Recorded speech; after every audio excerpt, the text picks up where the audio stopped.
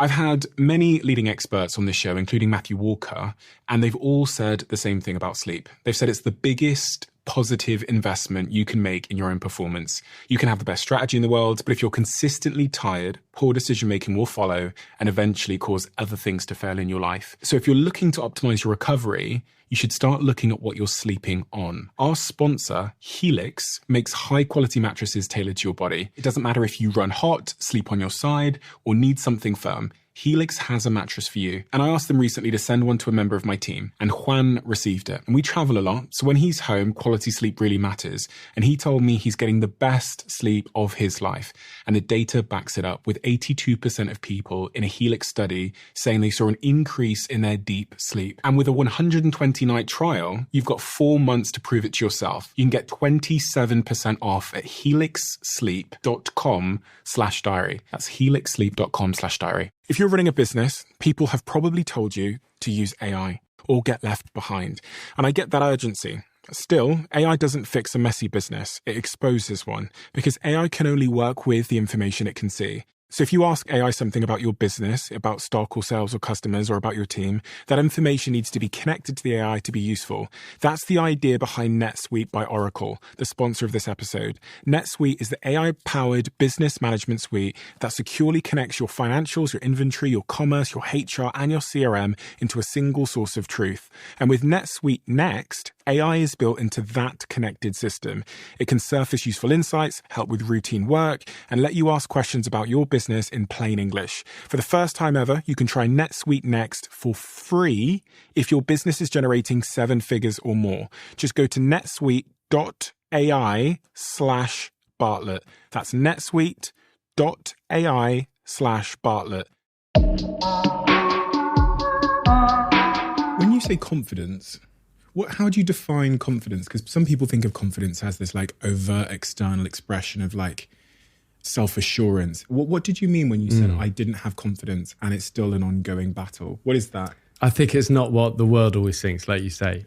You know, we always have this thing of confidence, as you say, it's this, unstoppable, I can do anything. You know, I think life is always humbling, you know, in every way, just like the wild. You know, the mountains are humbling.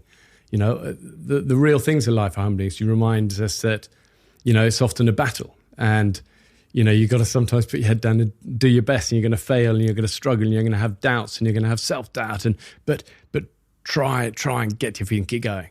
And I think that is confidence. You know, confidence is the quiet stuff and the honesty, and to say this is a struggle, but let's go. You know, let's do our best. I love that thing of the Scouts, you know, do your best, you know, which is so smart, because I think so much of the world is about be the best, you know, win, number one, you know, but actually that doesn't always stand the pressure test of time and of life and of going for big things. Are always going to be humbling. And I think the thing of do your best, you know, it's dib, you know, DYB, do your best. I love that, because wherever you're at, you can do that. You know, it's a decision, isn't it? It's not a gift. It's not something we're born with, like the looks or the academic or the sport. It's something you've got to summon. And I like that. What were the symptoms of having a lack of confidence when you were that age? What would it look like? How did it manifest itself? I think probably just being quite shy, and I think you see the people at school always the bigger personalities, and it was always like, gosh, you've got to be like that to get anywhere. And it's a life journey, isn't it, to realise it's almost the opposite. It's almost the opposite. You know, the quiet, the persevering, relentlessly trying to pick yourself up through the failures and keep going and know the wealth of life. The wealth is always found in our relationships. And you know, you come across people who are rich in friendships and, you know, rich in passion and love what they do and love the people they work with. And, you know, and that's enough. That's wonderful. But it takes a bit of unlearning, doesn't it? Of saying, you know, you don't have the people not always to look up to aren't always the front and centre. And as I get older, I see more and more heroes, left, right and centre. Well, more left and right rather than centre. You know, and I love that. I sort of see it in people. And, you know, I see it in our camera crew. I mean, look at what's been a core part of my job for however many years now, the filming and stuff. And, the focus is always on the person in front of screen and that horrible word of talent, as they call it. I never felt very talented, still don't. Still feel I'm surrounded by way more talented people, but life isn't a competition about who's more talented. It's a journey to take with great friends. And I look at our camera crew, and to me, true heroes. They work harder, they carry heavier weights. Unsung, relentlessly positive, carry me many times. In so many ways, encourage me when I've been struggling. And I look at them and still brothers and sisters, best friends to this day. I think it's probably the thing I'm most proud of in my career, actually, are the friendships with our crew, in an industry that is notoriously transient. People have crew come, crew go, new crews, but we've kept pretty well the core crew from the beginning. Wow. And part of it's that we're obviously working in difficult, dangerous terrain, and you forge stronger bonds than you would in a shiny studio. But part of it's that the loyalty really matters goes both ways. And I love that. You said that you kind of have a bit of an allergic reaction to the word talent, right? Just from a few other things that you said in that little opener, I wondered if you relate at all to the phrase imposter syndrome at all. Because you're someone who's, the world has this image of you as being this like unbelievable, mountain scaling, fearless adventurer.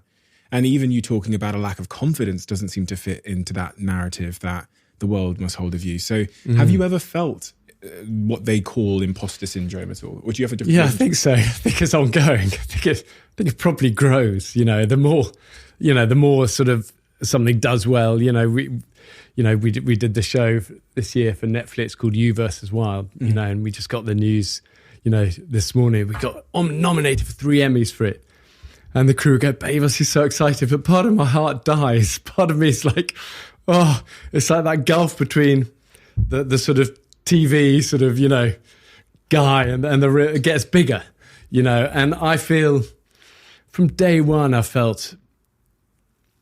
almost had more confidence, I think, in my skills at the beginning. I think as the years have gone on, I've realised actually I've often been surrounded by people who are better climbers, better skydivers, better survival guys, better looking, fitter, stronger, all of these things, just because we've built a crew of ninjas, of true heroes. And, we've got to work with people and locals and experts all around the world year after year.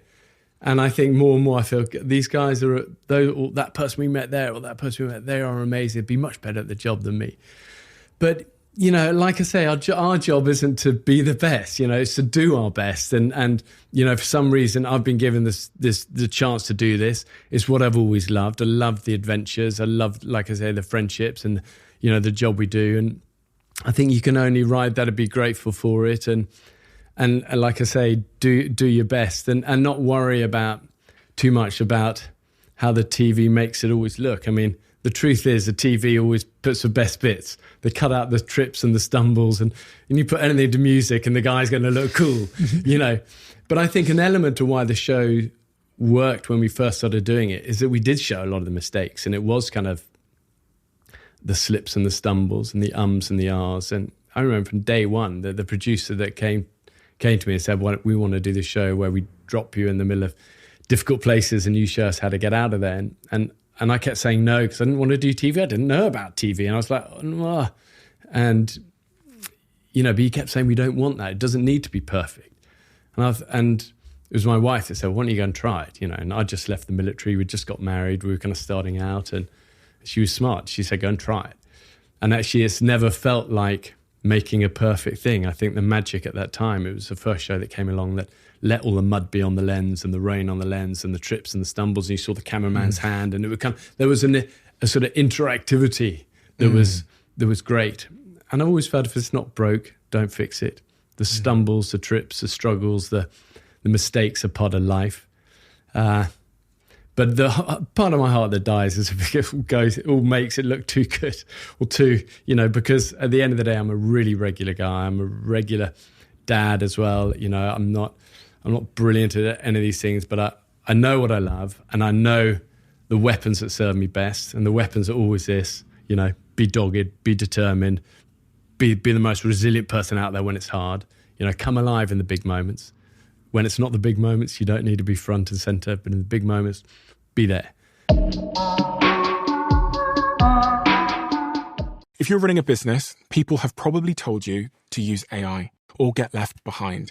And I get that urgency. Still, AI doesn't fix a messy business, it exposes one, because AI can only work with the information it can see. So if you ask AI something about your business, about stock or sales or customers or about your team, that information needs to be connected to the AI to be useful. That's the idea behind NetSuite by Oracle, the sponsor of this episode. NetSuite is the AI-powered business management suite that securely connects your financials, your inventory, your commerce, your HR, and your CRM into a single source of truth. And with NetSuite Next, AI is built into that connected system. It can surface useful insights, help with routine work, and let you ask questions about your business in plain English. For the first time ever, you can try NetSuite Next for free if your business is generating 7 figures or more. Just go to netsuite.ai/Bartlett. That's netsuite.ai/Bartlett.